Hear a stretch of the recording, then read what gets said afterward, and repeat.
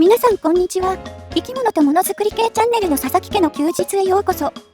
このチャンネルでは飼育している爬虫類の飼育方法や爬虫類飼育用品の制作過程を定期的に投稿しています。今回はお迎えしてから6ヶ月経過した小さな石亀を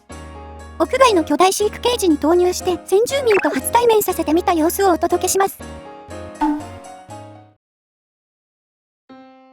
こちらがお迎えして6ヶ月が経過した石亀です。現在の飼育環境は幅 80cm、奥行き 50cm のプラスチック容器を室内に設置し、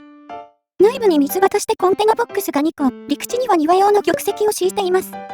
コンテナボックスを2つ並べる理由としては、水場を分けることによって水汚れも分けられるので、成長期で排泄の多い石亀でも水質を保ちやすく、ボックスごと持ち運んで水替えもしやすくなっています。光源は紫外線ライトが2つと、紫外線で目がやられないように補助として LED ライトを設置し、保温器具がない代わりに24時間エアコンをかけて室温調整をしています。さて、この小さな石亀はお迎えしてから今までずっと室内で飼育しているわけですが、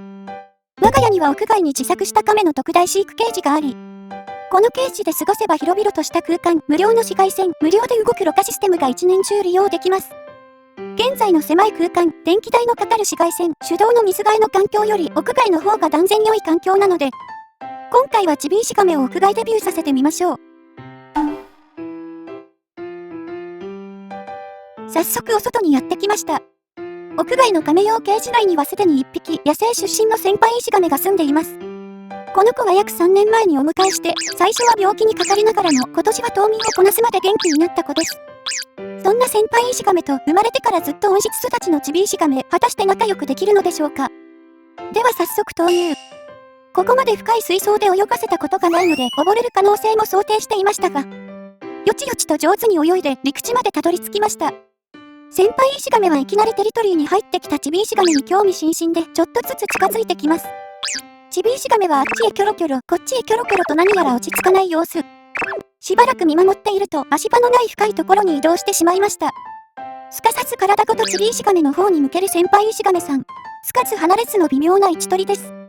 行き場をなくしたチビ石亀が足場を求めて先輩石亀を踏み台にしてきました。いい度胸をしています。先輩石亀の意図はわかりませんが、ゆっくり広いところに移動します。そしてしばしのアイコンタクト。亀の社会性については詳しくないのですが、観察する感じ、何かしらのコミュニケーションはとっていそうです。しばらく見つめ合った後、おもむろに陸に上がる先輩石亀さん。チビ石亀は陸地に上がれるほど体が大きくないので、また先ほどの隅っこで沈んでいます。先輩石亀は日光浴でもするのかなと思いきや、甲羅が乾かないうちにまた水場に戻ってきました。そしてすぐに新人のチビ石亀の近くへ、先輩石亀さんはチビのことを完全に意識していますね。そんな先輩石亀を平気で足場代わりに利用していますが、先輩もまんざらでもない様子。その後も再度アイコンタクトをして、特に喧嘩することもなく泳ぎ回っていました。仲が悪いといった様子ではないので、ファーストコンタクトとしては成功したようです。ついでに餌を与えたらどんな反応をするか見てみましょう。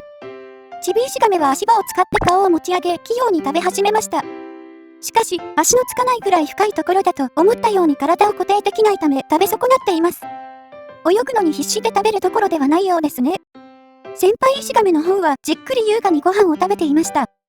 もともと大人の亀を想定して設計した飼育ケージなので先輩石亀にとっては住みやすい環境ですが、チビ石亀が生活するには体の大きさが足りずいろいろ不便そうです。今年中に亀池に引っ越そうかと思いましたが、本格的な引っ越しはもう少し育ってからにしておきましょう。といった感じで、今回は小さい石亀を屋外デビューさせてみた様子をお届けしました。心配していた亀同士の喧嘩は見られず、むしろ先輩亀の方が気にかける様子を見せてくれました。しかし一方で、飼育ケージの至るところが小さな体の亀に合わせて設計されていないので、陸地へのアクセス、水の深さによる溺れ、ケージの隙間から脱走のするリスク等、いろいろ課題が見えてきました。これを一つ一つ解決していっても良いのですが、正直この蒸し暑い中で改造していくのはきついので、今年のチビ石亀は屋内飼育にしておいて、体を大きくしてから本格的に引っ越しさせようと思います。それまではたまに外に連れ出して、私の目の届く範囲で慣れてもらいましょう。ちょっとずつ先輩石亀との仲も深めて、引っ越し後のご近所付き合いを円満にしてもらうとなおよしです。最後まで見てくれてありがとうございます。皆さんのいいねやコメントが毎回制作の励みになっています。また、このチャンネルは、爬虫類飼育初心者向けの飼育方法や飼育に役立つアイデア用品の制作過程を発信しています。まだチャンネル登録していない人は、この機会にぜひフォローをお願いします。それでは、また次の動画でお会いしましょう。バイバイ。